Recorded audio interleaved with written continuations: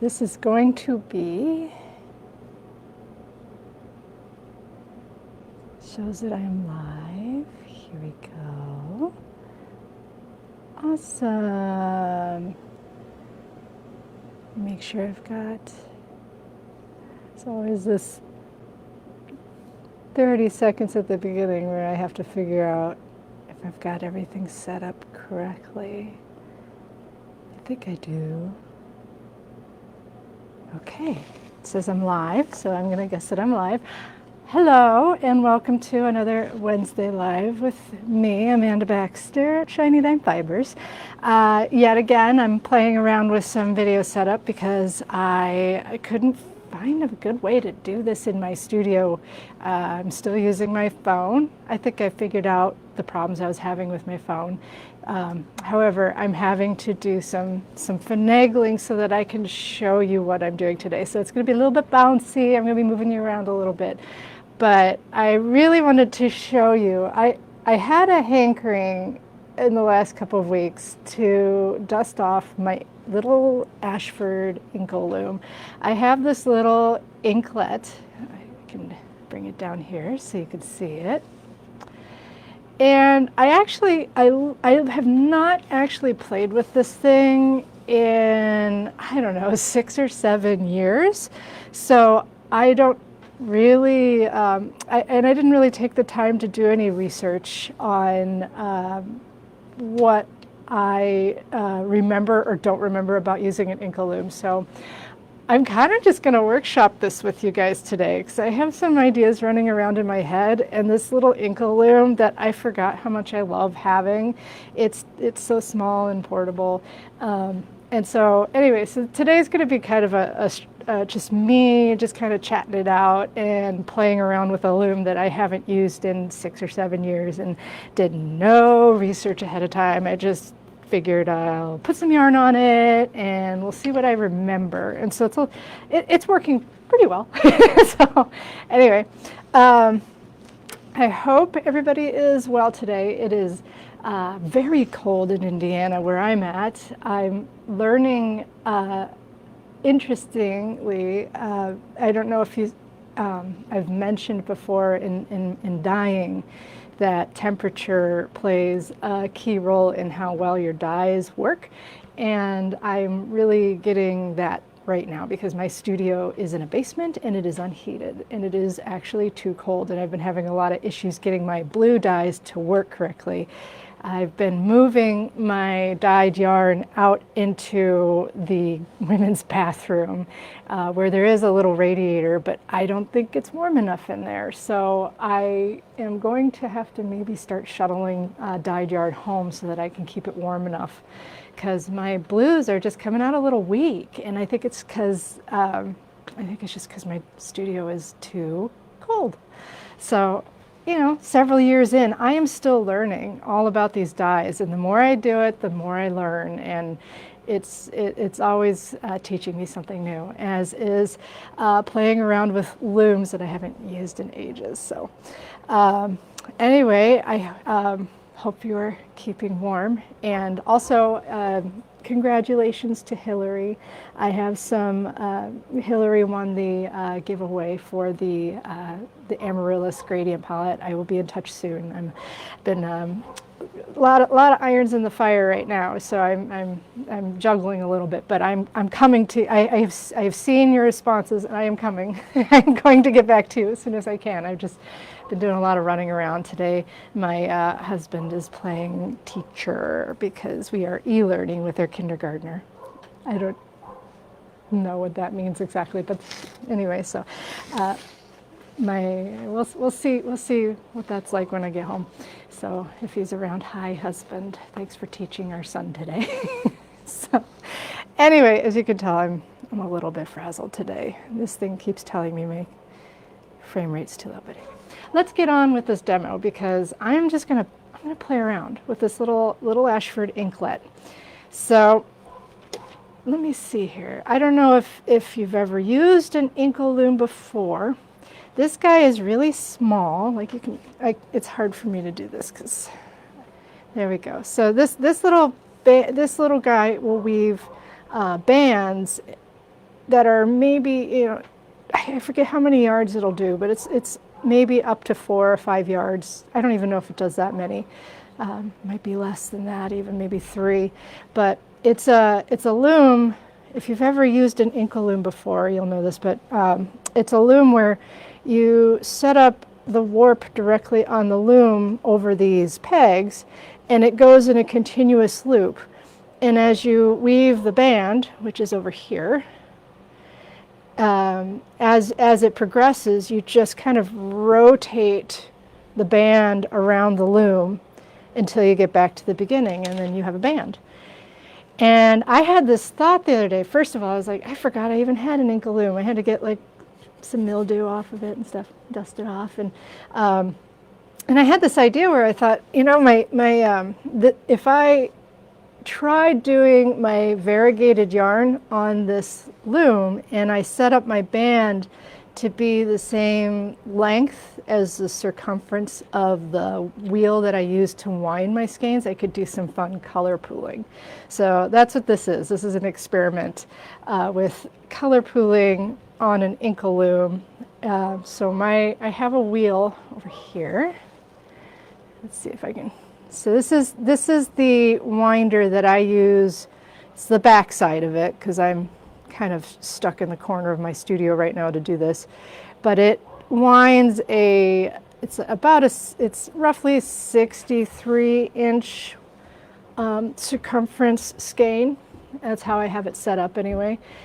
So I actually measured 63 inches around this loom here. Sorry, I have a hard time aiming the camera and talking to it at the same time, so that the colors would repeat roughly the same way that I painted them.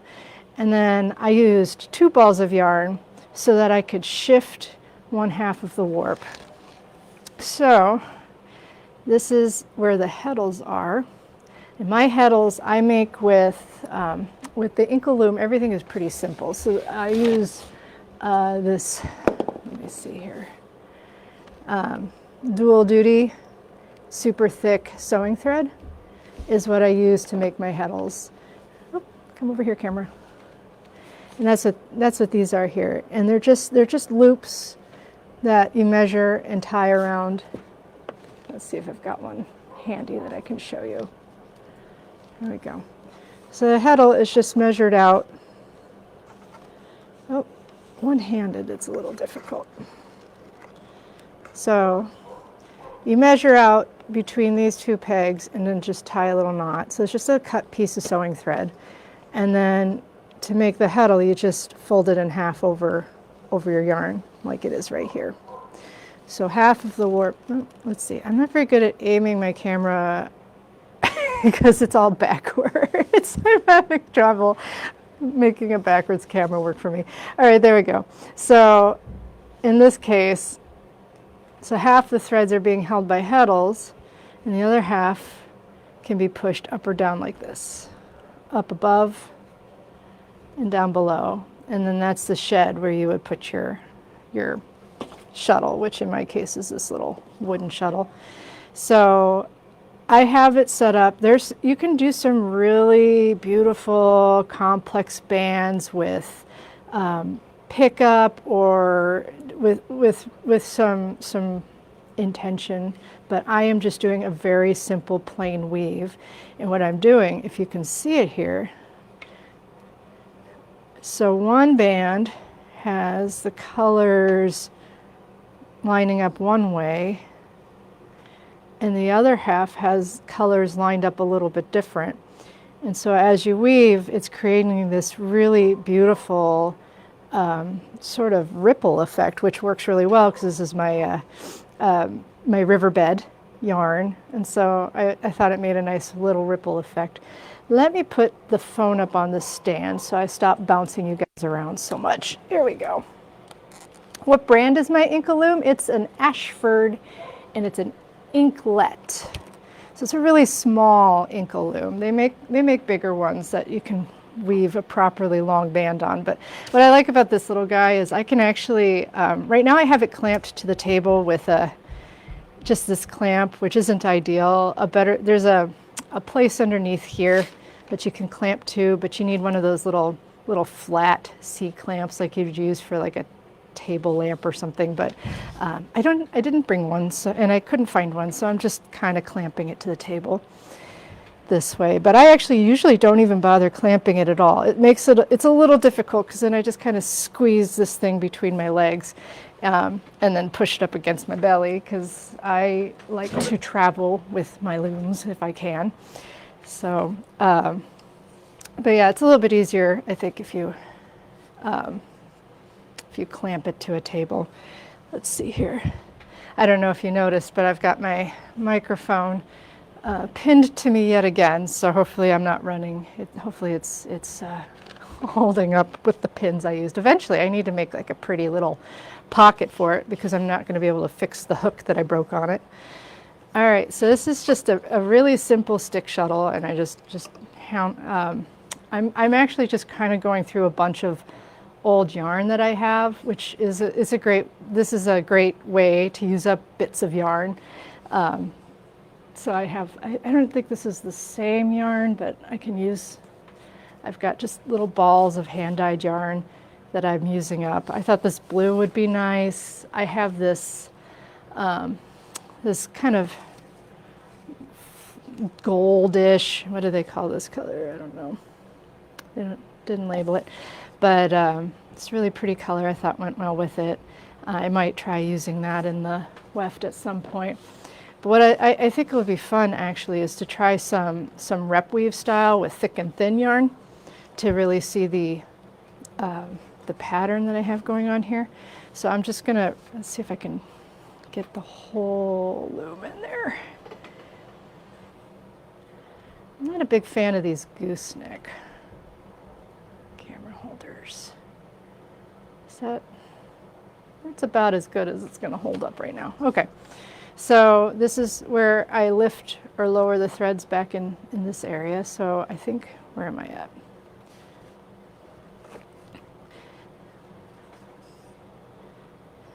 Yeah, need to tension a little bit. On this loom, this is a little tensioner flap, and you just would push it up to tighten the warp. And then you can you release it to loosen it when you go to rotate the band around.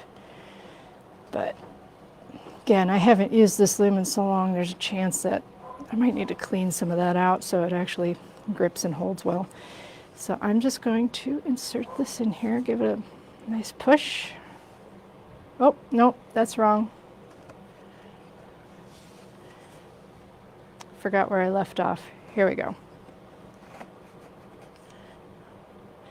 So, like I said, I took one short workshop on Inkle weaving, I don't know, 8 years ago, and got this little loom, and I haven't used it in years and years. So I am kind of learning as I go again, which is kind of the nice thing about this loom. It's really not very difficult to learn how to use and to play around with. It's a great way to use up little bits of yarn. I have a bunch of old, I never throw any warp away, so I've got these, I can't even remember. I must have been living in Tennessee with these warps, I don't know. But there's just like 3 threads of a warp I thought was pretty, and I didn't want to throw it away. I might use it in a band someday and keep them aside just in case I want to use them in a little band project like this. All right. Wait. I'm talking. I can't talk and weave at the same time, can I? All right. Then I bring it up. So as you can see, so there's that top warp.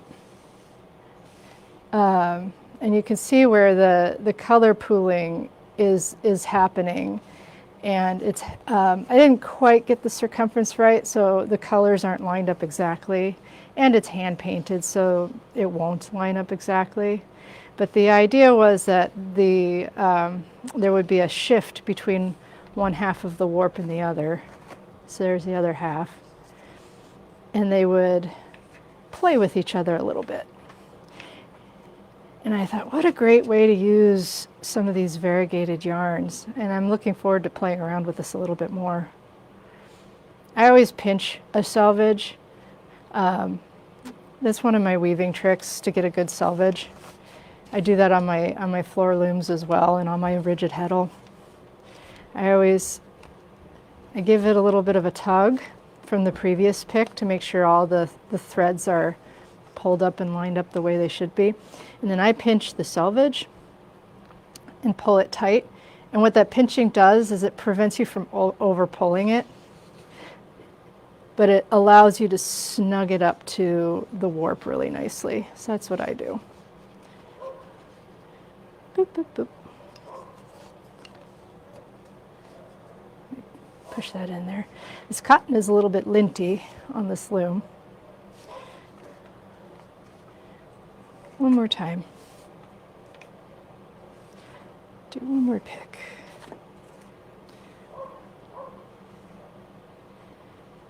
I don't know how many people are on currently, but let me know if you've ever used an Inkle loom before.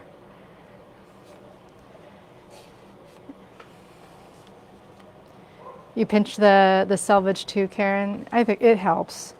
All right, I'll do one more. I think what might be fun to try. Yeah, you can see where because I haven't, I don't know if you can see it really well where you're at, but, oh, sorry. You pinch. My tension is terrible because I forgot how to warp this thing and create a continuous tension. So I'm still figuring it out. And then every time I use it, I'm somewhere else, and the little, this little tensioner flap doesn't always hold well for me. I think some of the other tensioning devices with the larger Inkle looms work better, and maybe it's because I like to use these finer yarns and I like to put them under a lot of tension. I keep unwinding my shuttle, and now the threads are getting super long. I think I maybe should wrap my shuttle the other direction next time so it doesn't unwrap itself while I'm weaving. So then I would just, oops, let me beat that in a little bit. Yeah, you can even see where my weaving isn't quite even because I did this at home and then I just did this here, and it's not quite the same. But you know what? Who cares? I'll wash it. It'll look just fine. So then I loosen this flap up. Let's see. Come on, gooseneck. Somebody has a suggestion for a phone holder that's not a gooseneck. Let me know. I'm not a fan. So I'm going to loosen this up, and that releases the tension on the yarn. Oh, here's something else I forgot to do because it didn't occur to me until I got here. I used to put rubber band. Oh, well, you can tell how long it's been since I've done this Inkle weaving because these are the rubber bands I used last, and they're just falling apart. And they're really old. Maybe, this one's probably not going to hold up, but I'll actually put. Yep, no, but you can put a rubber band over the end of these pegs so that your threads don't fall off like mine are trying to do. But since my rubber bands are way too old to be useful, I'm just going to be really careful. And then I just push these heddles up a little bit, rotate it around. I'm using my ring spun cotton, which is kind of sticky, and it makes rotating a little bit difficult. I think the tencel might be a little bit easier to move around this one. There we go. I should probably go watch some YouTube videos on how to do this well, huh?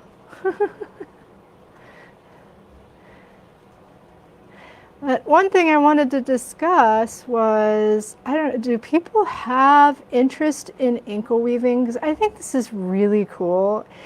I used to have these embroidery kits, and I would create these color sets for embroidery, and I really enjoyed doing that, but I don't really do embroidery. The 5/2 tencel works really well as an embroidery thread, but I don't know really that much about embroidery, so I stopped doing it. But I'm always looking for, I love portable projects, and my embroidery kits were designed to be portable projects because I'm always somewhere where I'm chasing somebody, or I'm in a park, or I don't know, it's hard for me to focus on really large projects. Sometimes I just want something portable. And I thought, oh, this Inkle loom is a portable little loom for portable little projects. And I've been kind of toting it back and forth. Did that fall off of the, where did this come from? I don't know. That thread looks like it might have fallen off of something. Or it's just really badly tensioned. It might be that too. Let me get the tension back up on this really quick. Did that fall off a peg somewhere? I don't think so. I think that's just my really bad tension. So I got a really loose thread right here, and I think it's just because I didn't tension it very well. Oh well. I can still work with it. So the color pooling I'm talking about, I don't have any skeins with me, unfortunately. So if you look at it, color pooling is where you line up colors that have been painted together. So if you have, my colors in my warp automatically pool where they belong because I paint them directly on the warp where I want them to be, and they go, and so the warp is pre-wound and it lands on the loom exactly as I painted it. But you can use variegated yarn, which the color repeats around the skein. So when you open up a skein of yarn, you can see where I've painted the different colors. And I should have brought one with me so I could show you what I mean.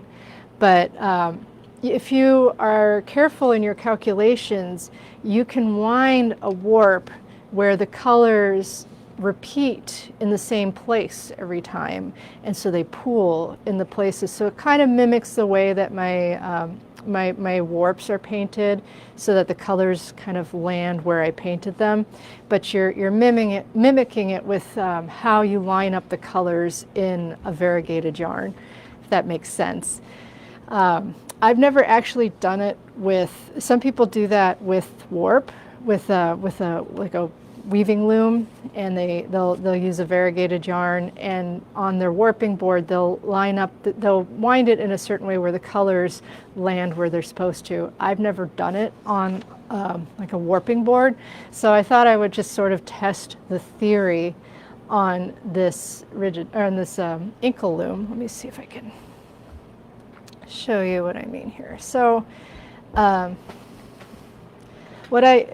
here, how about this? Let me grab, like I said, I'm kind of just workshopping these ideas as I go. So what I have is, this is a variegated yarn that I've wound into a ball, and it's mixed all the colors up, but the color repeat happens at about 1.75 yards, which is the circumference of the wheel that I use to wind the skeins. And so every 1.75 yards, my color repeats in a variegated yarn, roughly. So what is that? That's 36 plus 18, 54. So at about 54 inches, the color starts repeating back at the beginning, roughly. I didn't measure that quite right, but there you go. So if I repeatedly wind a 54-inch thread over and over and over, the colors will roughly pool in the same places where I painted them when they were a skein, even though they've been kind of mixed up into this ball of yarn. And so if I wind it, what I did was I wound two different balls of yarn, and I started them at two different places on the skein, if that makes sense. And then I wound it so the colors, half of the colors were roughly offset from the other half of the colors as they wound around. So it's not perfect science. Oops, it's not perfect math and science when it comes to painted yarn, because I can't make every thread painted in the exact same place, but it creates this effect where the colors line up a little bit. So instead of this being really stripy, which it is a little bit stripy because the colors are shifting a little bit sideways, but the colors actually line up. Might be a little bit easier to see here.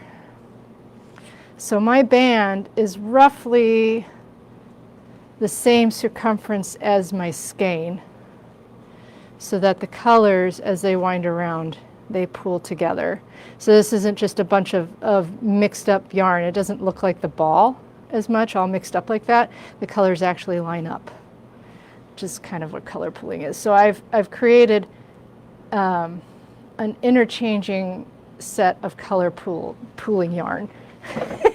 I'm having a terrible time explaining what I'm doing because I'm literally figuring it out as I go. But I think there's some fun possibilities with this, and it's a interesting way to think about how to use variegated yarn. I'm not really, and I love the little bands too. I have fun with the bands. I just, for fun, want to try something with while I'm here with you. Let's see. So I have this thicker, ropey yarn that I don't even know if it's mine, and I wanted to see what it looked like if you used it instead of something finer. Let's see. I don't even have another shuttle, so I'm just going to make a little yarn butterfly. You're welcome for the explanation.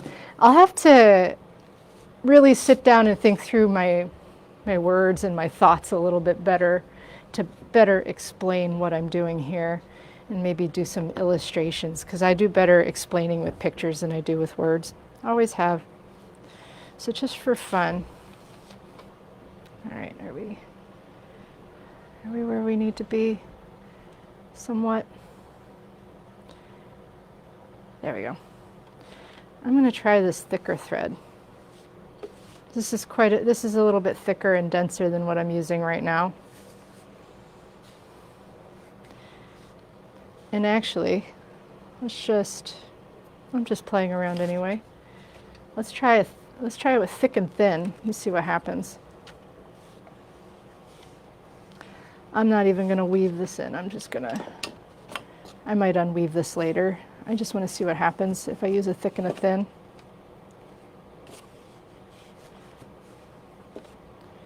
Let's do thick, and what have I got over here? What tidbit do I have? This stuff's pretty thin. I'll use that. Make a little butterfly with it and see what happens. I kind of expect this is going to be a little bit like rep weave. That's what I want to do. Inkle weaving tends to be warp-faced. It doesn't have to be, but it tends to be. All right, so it's just for fun. Let's try a little bit of thick and thin and see what happens. And I'm not even going to weave any of the ends in. I'm just going to leave it rough. I just want to see what happens with the colors if I do this.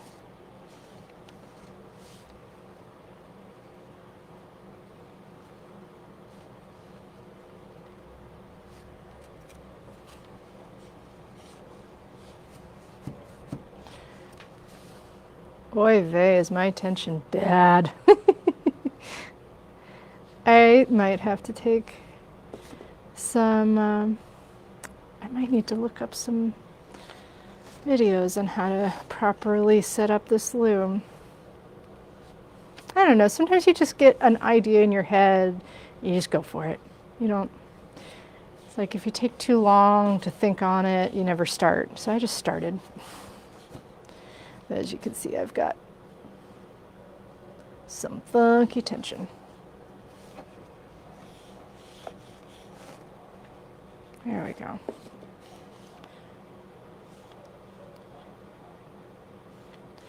Part of it is because I didn't weave in those ends either. It's not totally warp-faced, so you can see the threads through the yarn. I suppose I could pull it in tighter, but with my tension being as bad as it is, that might not be possible. I'm just using the shuttle as a beader because it works really well for a beader.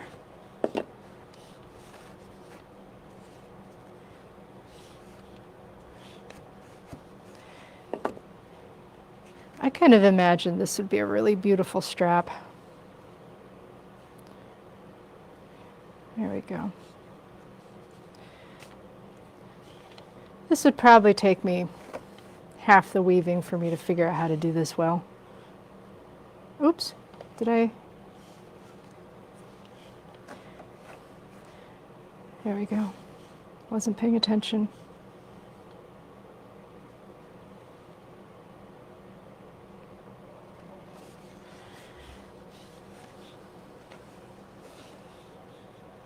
There we go.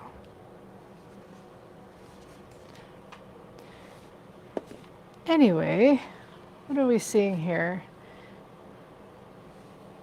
I think it would be fun to try something even thicker than this yarn, see if I could really get a difference between one shed and the other, one pick and the other. So I don't feel like I'm getting quite that much distinction between one and the other as I think would be interesting.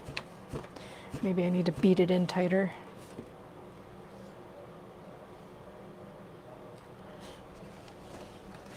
It is easier to beat tighter if you clamp this to a table. It's really hard for me to beat tight when it's in my lap. So there is that. There we go.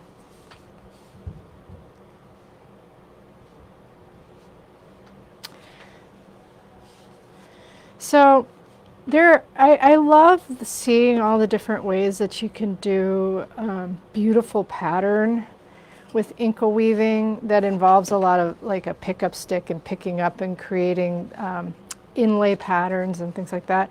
But I think it would be interesting to see what kind of beautiful patterns you can get with just the yarn itself and very basic plain weave, thick and thin yarns and that kind of experiment. I tend to like to experiment with very simple weave structure and use the color to do all the work.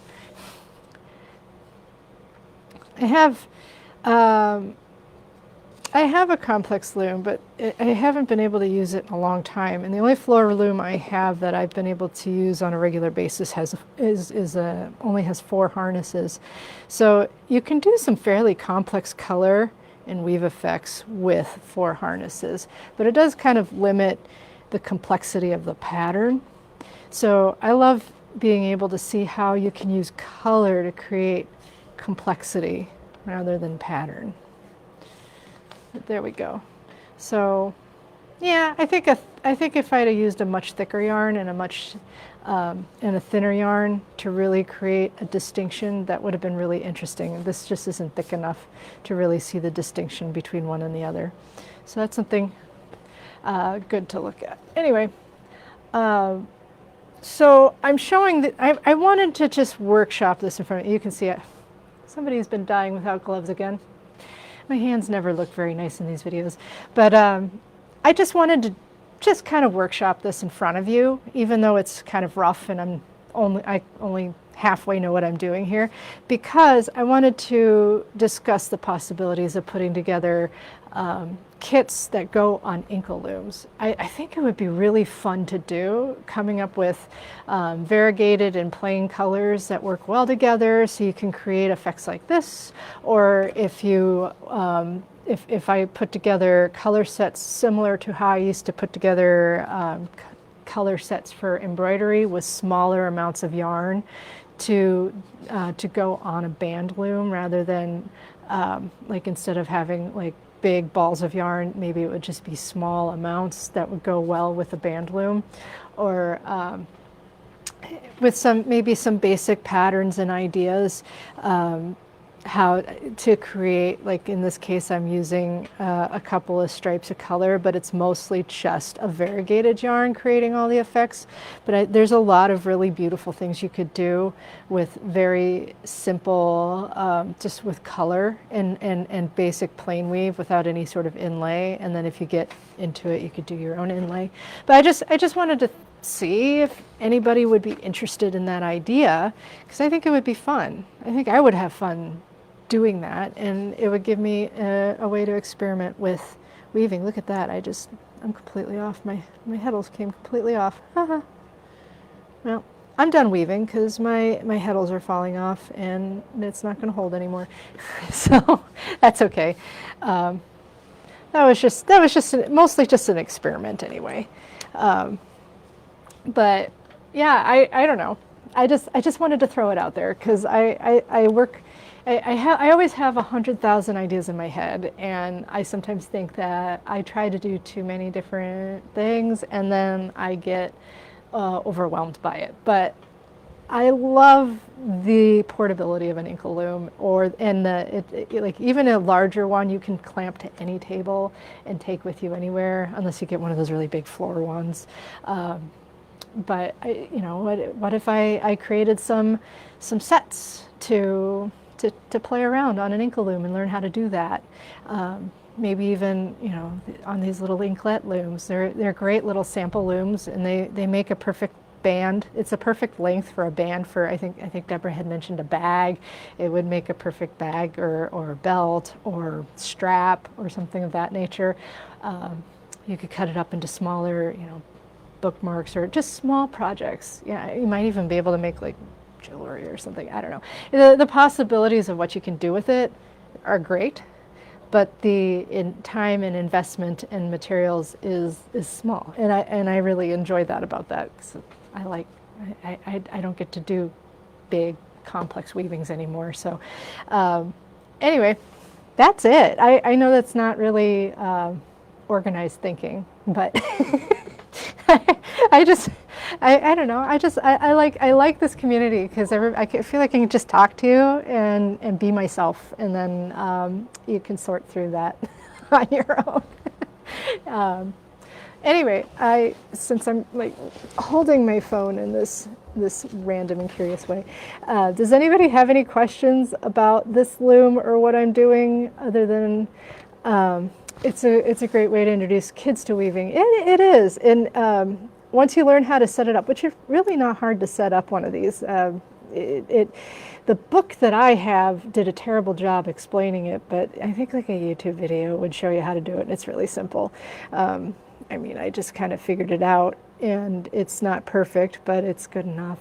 Yeah, and it's not the investment of a full-size loom, so it is a really fun place to start weaving something beautiful and interesting. But does anybody have any questions about Inkle weaving, or this loom, or my thoughts, or anything at all? So I'm just babbling away over here. But anyway, if you don't have any questions for me currently, I am just going to keep playing around with this. I'm going to maybe share some photos as I go along, and if you have any thoughts or ideas, I'm open to it, because I sometimes need your help to know what it is I can do to be making things that you enjoy doing and creating. And so I would love your input, feedback. Yeah, that's all I got for today. I think the shocked version has a better tensioning device. It might be worth looking into, because I'm not a huge fan of this flap. It's really hard to get that flap to stay put. But I don't know. I think that's just part of this tiny little Inkle loom that I'm using. I don't know. I'm putting up with it okay. But it is, the other thing I don't like is sometimes the threads fall off over here.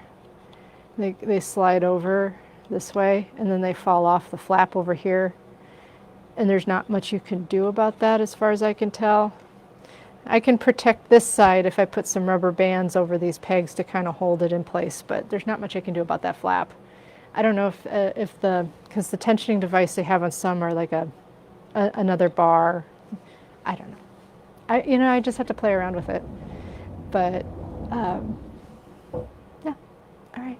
Well, if there are no other questions, if there's no other thoughts, if you have nothing to share, I'm gonna just move along because I didn't really think this one through, I don't think. But I would love to hear your feedback. So let me know what you think of this. If I should try experimenting with some Inkle kits, because I think it would be fun. But anyway, that's all I got. Take care. Bye.